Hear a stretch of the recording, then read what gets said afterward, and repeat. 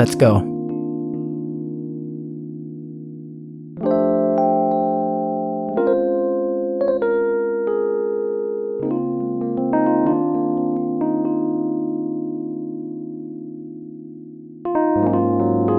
तो hello friends, नमस्कार। चलिए कुंडली अध्ययन जो है शुरू करते हैं। ये कुंडली कमेंट बॉक्स में आई थी।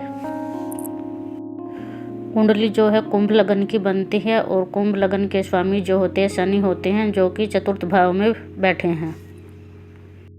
तो इस प्रकार जब भी लग्नेश जो है चतुर्थ भाव में बैठते हैं तो काफ़ी अच्छी स्थिति ये कुंडली की हो जाती है। और कुंभ लगन के व्यक्ति जो हैं थोड़े दार्शनिक स्वभाव के होते हैं, काफ़ी अच्छा इनका नेचर होता है, हेल्पफुल होते हैं, सभी की मदद करना इनको अच्छा लगता है।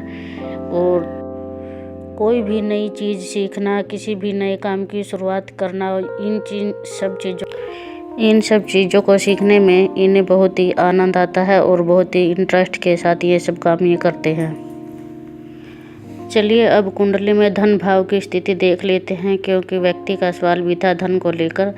तो कुंडली में धन भाव के बारे में देख लेते हैं। कुंडली में धन भाव का स्थान जो है दूसरा भाव होता है। तो धन भाव के स्वामी जो हैं गुरु बनते हैं, जो कि पंचम में बैठे हुए हैं मिथुन राशि में।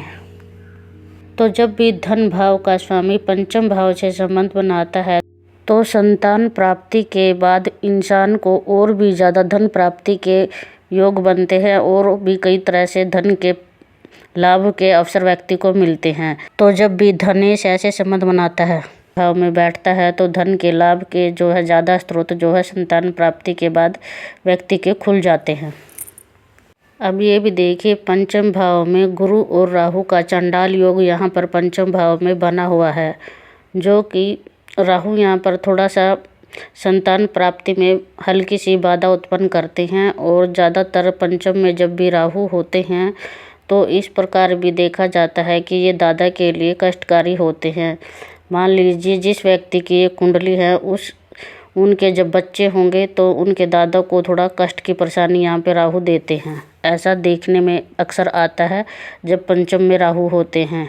ये आजमाया हुआ सूत्र है और मैंने भी खुद इसको कई तरह की कुंडलियों में देखा है कि पंचम का राहु व्यक्ति की संतान के दादा को काफ़ी कष्टकारी स्थिति होती है।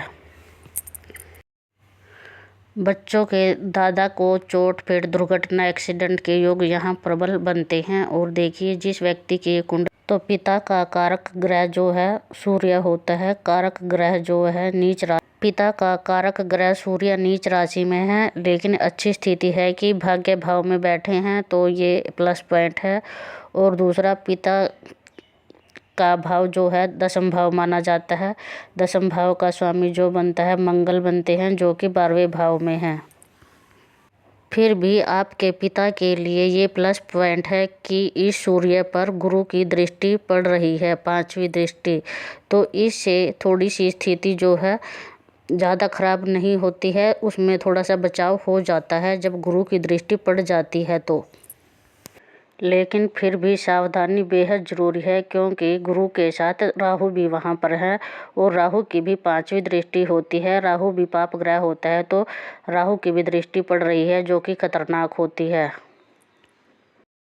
और दूसरा, शनि की भी 7वीं दृष्टि जो है पिता के घर पर पड़ रही है। और दूसरा, यहाँ चंद्रमा भी बैठे हुए हैं, तो जब यहाँ पर विष योग का निर्माण भी पिता के घर में बना हुआ है। शनि की दृष्टि जब भी चंद्रमा पर पड़ती है तो ये विष योग का निर्माण करती है, और इस विष योग के कारण व्यक्ति की जो है मानसिक शांति जो है थोड़ी सी भंग रहती है। थोड़ा डिप्रेशन का योग भी व्यक्ति को बनता है जब भी विष योग का निर्माण कुंडली में होता है।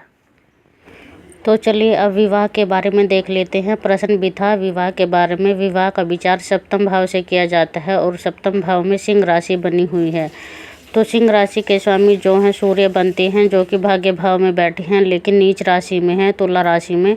तुला राशि में सूर्य नीच के होते हैं, तो इसमें तो कोई शक की बात नहीं कि पत्नी जो है बहुत ही सुंदर होगी, तेज तर्रार और बुद्धिमान होगी, लेकिन संभवतः स्वतंत्र विचारधारा की होंगी और अपने फैसले खुद लेने वाली होंगी।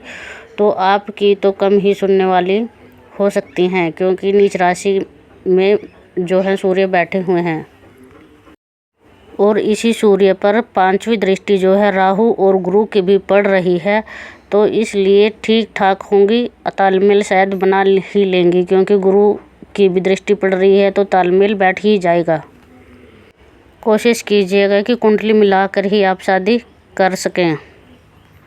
अब विवाह का योग तो फ्रेंड्स गोचर में चल रहा है। देखिए आपकी राशि जो है वृश्चिक बनती है और गोचर में इस समय गुरु की 7वीं दृष्टि जो है वृश्चिक राशि पर पड़ी हुई है। और जब भी गुरु की दृष्टि का संबंध आपकी राशि पर पड़ता है, चतुर्थ भाव पर पड़ता है, सप्तम पर पड़ता है, भाग्य भाव पर पड़ता है, तो शादी के योग बन जाते हैं। तो तकरीबन जो मेन पॉइंट थे मैंने उनका सभी का विश्लेषण जो है कर दिया है। दूसरा, बाकी शनि और मंगल के प्रभाव के कारण आपको गुस्सा बहुत ज़्यादा आता होगा, तो उस पर जो है आप कंट्रोल करने की कोशिश कीजिएगा। और उपाय के लिए चंद्रमा को अर्घ दे सकते हैं पूर्णमासी के दिन। और आपके राशि स्वामी जो मंगल बनते हैं, तो मंगलवार के दिन हनुमान चालीसा का पाठ करें, हनुमान जी के दर्शन करें मंदिर में जाकर, इससे आपको फ़ायदा होगा। और आपके भाग्येश जो हैं शुक्र होते हैं और मुख्य ग्रह भी होते हैं शुक्र ग्रह, तो आपको शुक्र ग्रह को भी मजबूत करना चाहिए। शुक्र ग्रह को मजबूत करने के लिए अंगूठे में चांदी का छल्ला जो है पहन सकते हैं और लक्ष्मी की आराधना निरंतर करें, इससे आपके शुक्र जो है बली होंगे। और आपको अपनी सफाई का विशेष ध्यान रखना चाहिए, परफ्यूम का इस्तेमाल करें, इससे भी शुक्र ग्रह मजबूत होते हैं। जब आप अपने शुक्र ग्रह को मजबूत करेंगे तो इससे आपको काफ़ी बेनिफिट मिलेगा। अब देखिए पंचम भाव से संतान का विचार भी किया जाता है, तो संतान भाव के स्वामी जो हैं बुध बनते हैं, वो भी भाग्य भाव में बैठे हैं, तो इसमें तो कोई शक नहीं, आपके विवाह के बाद आपकी तरक्की जो है बहुत ज़्यादा हो जाएगी, ऐसी संभावना कुंडली में दिखाई दे रही है। तो अभी देखिए शनि की 10वीं दृष्टि जो है लगन पर पड़ रही है, और जब भी शनि की दृष्टि लगन पर पड़ती है तो व्यक्ति के प्रत्येक काम ही डिले होता है। कोई भी काम आपका शनि देव जो है वक्त पर नहीं बनने देते। जो औरों का काम 4 दिन में हो जाएगा वही आपका काम 15 दिन में होगा। इस प्रकार की स्थिति शनि देव जो है लगन पर दृष्टि डालकर देते हैं। तो आई होप आपको कुंडली अध्ययन अच्छा लगेगा। कुंडली अध्ययन अच्छा लगे तो चैनल को सब्सक्राइब और वीडियो को जो है लाइक ज़रूर करें। Thank you.